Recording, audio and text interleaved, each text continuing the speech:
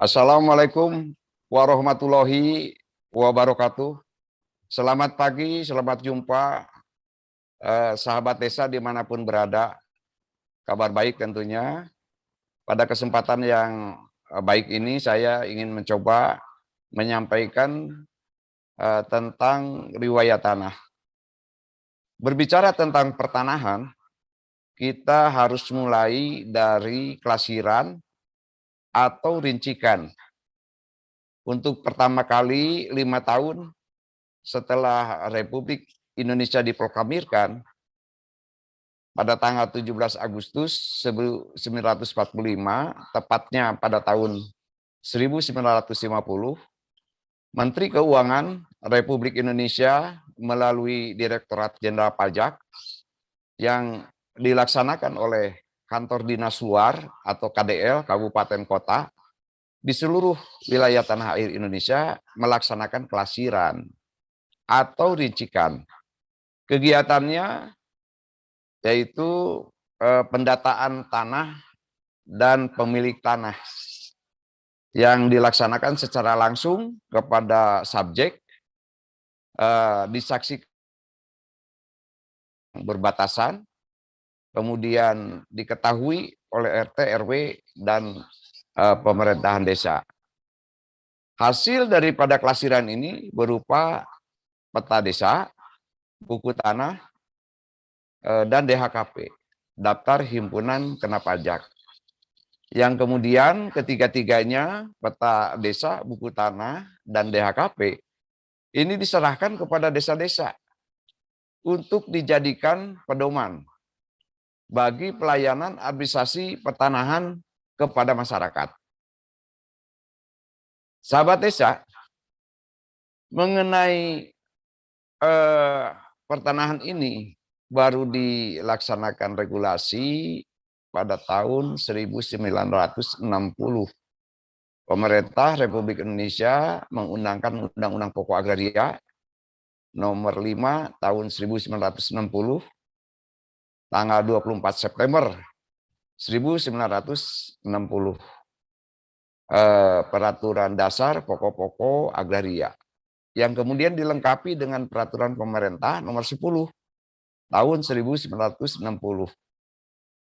Kemudian pada tahun itu memulai bahwa peralihan hak, pemberian sesuatu hak mulai diatur. Salah satunya mengenai tanah negara dengan tanah bengkok. Tanah negara untuk dijadikan hak milik melalui permohonan hak dengan surat keterangan kepala desa. Isi daripada surat keterangan kepala desa ini yang pertama menerangkan tentang status tanah, yang kedua mengenai penggarap, karena yang diutamakan adalah penggarap. Permohonan ini disampaikan kepada kantor pertanahan wilayah provinsi melalui kepala kantor pertanahan kabupaten kota. Kemudian kepala kantor wilayah pertanahan provinsi ini atas nama gubernur menerbitkan surat keputusan persetujuan yang kemudian dijadikan dasar untuk penerbitan sertifikat kepada pemohon.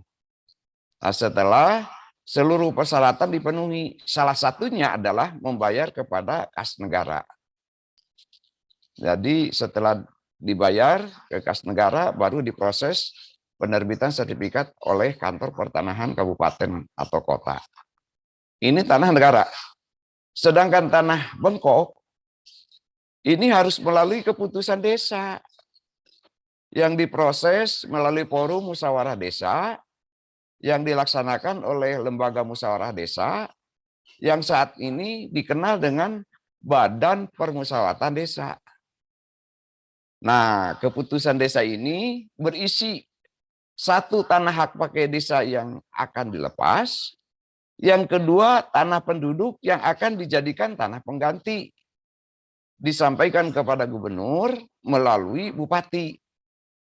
Sebelum sampai disampaikan oleh bupati kepada gubernur, terlebih dahulu bupati menurunkan tim. Tugasnya meneliti kebenaran apa yang tertuang di dalam surat keputusan desa itu, baik administratif maupun fisik tanah. Baik tanah hak pakai desa maupun tanah penduduk yang akan dibebaskan. Hasil daripada penelitian ini dituangkan ke dalam berita acara, dan berita acaranya ini dilekatkan pada keputusan desa yang kemudian disampaikan oleh bupati kepada gubernur untuk mendapatkan persetujuan. Gubernur atas dasar usulan itu menerbitkan surat keputusan tentang persetujuan pelepasan hak.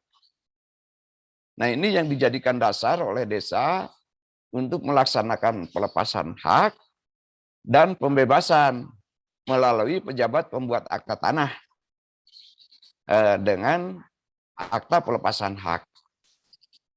Akta pelepasan hak ini dijadikan oleh pembeli tanah hak pakai desa untuk kelengkapan permohonan penerbitan sertifikat, dan akta pelepasan hak tanah milik adat untuk ditetapkan menjadi tanah hak pakai desa. Kemudian berikutnya mengenai pembebasan tanah ini, jadi harus runut ya, dari rencana yang akan dibebaskan, kemudian disampaikan kepada gubernur, kemudian dicek ulang, dan setelah cek ulang ini disampaikan langsung kepada gubernur, diterbitkan surat keputusannya. Apabila ternyata diusulkan, kemudian disetujui, tetapi di dalam pelaksanaannya ada tanah yang berbeda kepemilikan, berbeda. Pokoknya intinya tidak termasuk yang diusulkan saja.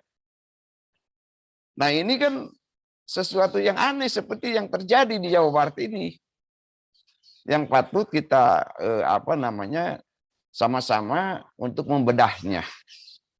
Karena ini masalahnya akan konsekuensinya terhadap pemerintah maupun kepada masyarakat. Secara itu, sahabat desa, untuk sementara, pada kesempatan lain insya Allah akan lebih detail lagi kita bahas bagaimana riwayat tanah ini untuk menjadi tambahan rujukan tentang status tanah atau status kepemilikan. Terima kasih, selamat pagi. Semoga bermanfaat. Assalamualaikum warahmatullahi wabarakatuh.